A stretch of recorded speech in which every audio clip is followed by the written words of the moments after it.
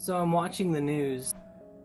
This is just messed up to me. The very first story, a kid who played Little League, he's in the hospital at the moment from a self-inflicted gunshot wound to the head. I wasn't paying that much attention at first because I was like on Facebook like, oh, what's this bitch doing? I started paying attention and it just really got to me. You know, I have an 8-year-old boy. And God, I love him more than anything in the world. He is my world. And I don't know, it just like sank in deep. Just bam. And the next story, Revenge, it's kind of like a Shakespeare, but in Asheville. There was a guy who was helping out a girl. She was staying at his place. Her ex-boyfriend was really jealous about that. The ex-boyfriend killed the Good Samaritan. They were friends. The man who murdered the other man, he was best friends with that man's son. Sounds like an episode of Melrose Place, but bloodier. And normally I watch these stories and they hit me like, oh, that's really tragic, that sucks, but they don't hit me like this. I started thinking about everybody I've lost in the past, and, you know, this kid's in critical condition in the hospital, and this other guy who died, his son is more towards probably my age. I'm 34 right now, I'll be 35 next month. And yeah, it sucks when you lose your dad. I lost my dad when I was in my 20s. He got a tumor the size of a cantaloupe. And it sucks, you know? When you lose somebody, it fucking sucks. In Asheville, the community where I live, the city, Asheville, and the surrounding areas like Swannanoa, Black Mountain, Hendersonville, Weaverville, all these places, they're small places. It's not like in New York where there's like millions of people. Like, we have a small community. So you see people on the news that you just saw earlier at McDonald's. You don't know them from Adam, but you've seen them before. So it hits a little closer to home.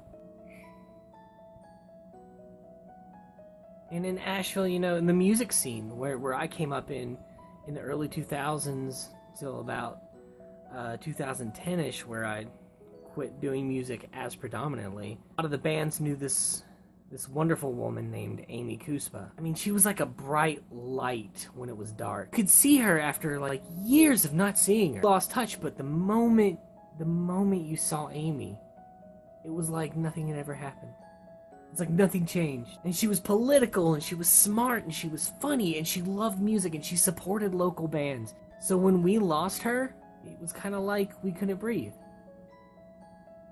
I went to her funeral with a friend of mine, and you know, we showed up and it was just all these people that we all knew we had a mutual respect for one another. We saw each other and it was like a community, like everyone was pulled back together, at least for that night. People don't talk about this with funerals, but there's a lot of good that comes from funerals. You see people and you talk and you laugh and you talk about what Amy did when she was alive, and you say, man, this sucks, but you remember that one time?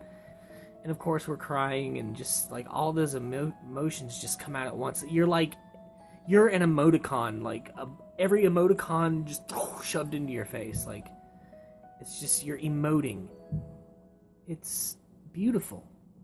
I'm alive. This is my life, and it sucks because, wow, this person that I love dearly is gone, but I can still live. I can still be happy. And I know I usually do goofy videos where I talk like Christopher Walken. It's important to talk about death and things that affect you, and I feel like if I'm not honest with you in my videos, and I'm not honest with myself, then what kind of person am I?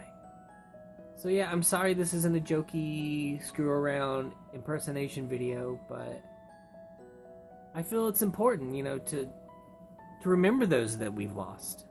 It's very important. Amy was a lovely, beautiful person. My dad was a grumpy asshole. He was. I still love my dad.